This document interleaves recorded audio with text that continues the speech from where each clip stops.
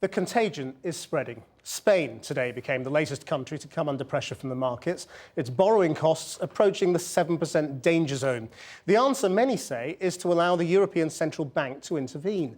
But so far, Germany has blocked the move.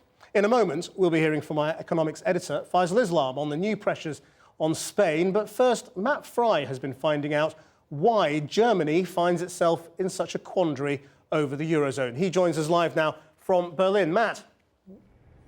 Well, Krish, it is truly freezing here, and that big chill sets the stage for the diplomacy that's going to unfold over the weekend and starting tomorrow when David Cameron turns up here for what promises to be a rather fractious meeting with Angela Merkel. At the same time, you've had the French virtually ringing the phone off the hook, begging the Germans to pump money or to allow the ECB to pump money into the Eurozone. But the Germans are still sticking to their guns. One of Angela Merkel's key advisors said today in a newspaper interview that doing that would be, and I quote, a deadly sin.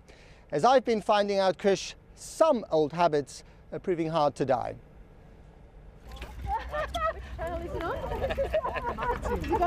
Laughter in front of the Reichstag. This vast arena has been witness to some of the darkest chapters of European history, from the death of German democracy under Hitler to the death of his empire under the invading Soviet army. But now almost everything you see here, especially Angela Merkel's space-age office, tells a very different story. This is not that nasty Germany you know from the 20th century. We're not communists, we're not Nazis. We're a nice, modern, transparent, open, friendly, fluffy Germany. Take it from the New Zealand tour guide. Open, yes. Fluffy, why not? But thanks to its economic clout and its role as the paymaster of the Eurozone, also very powerful. For years after the Second World War, the joke was always that Germany was an economic giant but a political dwarf, a kind of larger, richer version of Belgium. Well, that's no longer the case. And this bit of real estate here, between the Reichstag behind me and the Chancellor's office over there, is now by far the most powerful in Europe. The question is, what do the Germans want with all that power these days? What's in it for them? Where better to start than with a logical friend in a crowded cafe. How comfortable is Germany with its newfound clout? On the visible evidence, deeply uncomfortable. We're now, in economic terms, what the Americans are in NATO in military terms.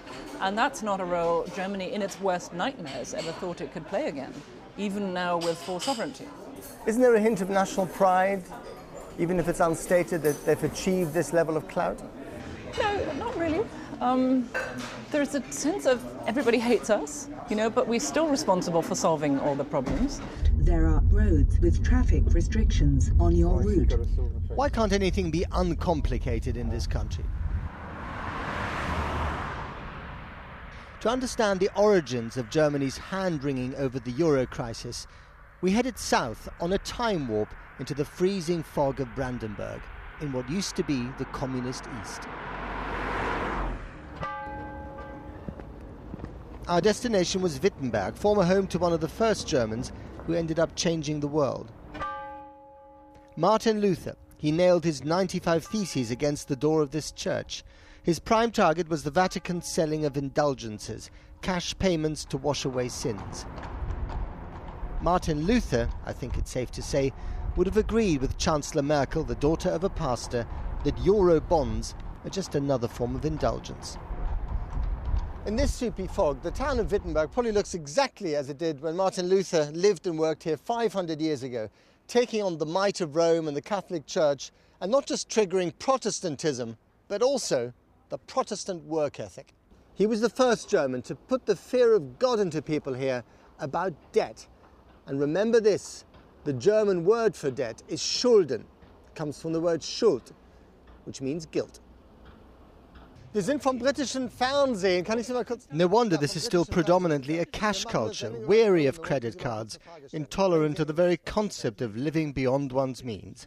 Just ask them. I mean, I don't want to have debts. Yeah. Who else wants to have debts? Not me. That's it. I mean, I work for my money and I can spend my money on things. It's better to have black numbers and red numbers on your account, isn't it?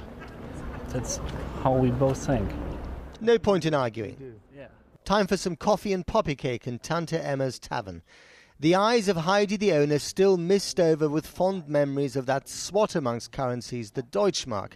On the wall, amongst all the folksy kitsch, a reminder of the hyperinflated and disastrous mark of the Weimar Republic, 50 million for a loaf of bread. And on the table, some euros, as well as a question. Are the Germans prepared to make the necessary sacrifices?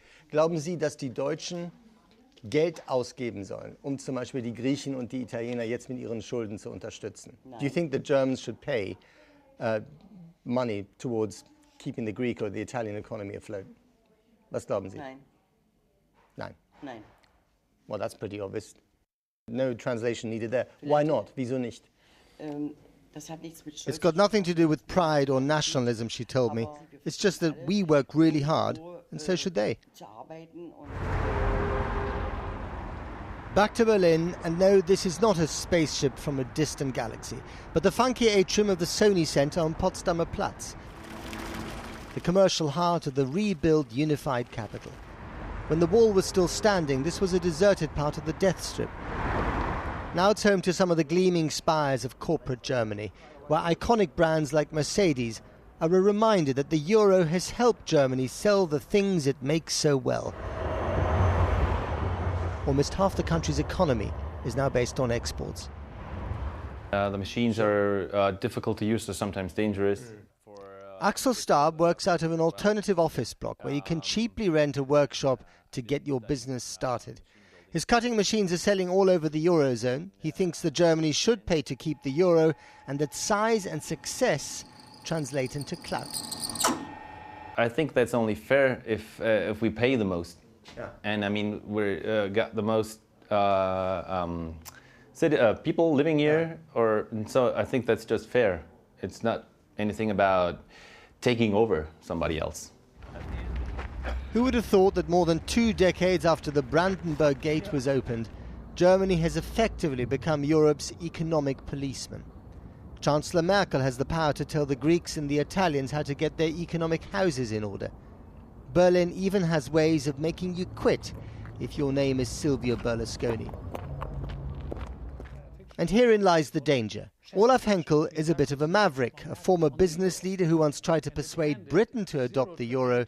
He now believes it's all been a huge mistake. Frau Merkel is all the time demanding stronger savings in Italy, more privatization in Greece, or another savings round in Portugal. I mean, if we continue to behave like this as a result of the euro, we shouldn't be surprised if the wonderful idea of an integrated, peaceful Europe is severely damaged, and that's exactly what happens. The euro is about to achieve the opposite of what the politicians wanted. If that's true, perhaps it's just as well that most people don't know that the German finance ministry used to be the headquarters of Hitler's Luftwaffe. From her office, Chancellor Merkel now looks out over a fractious Europe, where leaders from David Cameron, due here tomorrow, to Nicolas Sarkozy are desperate for Germany to save the world by writing cheques and overcoming its hang-ups, both of which Germany is not yet prepared to do.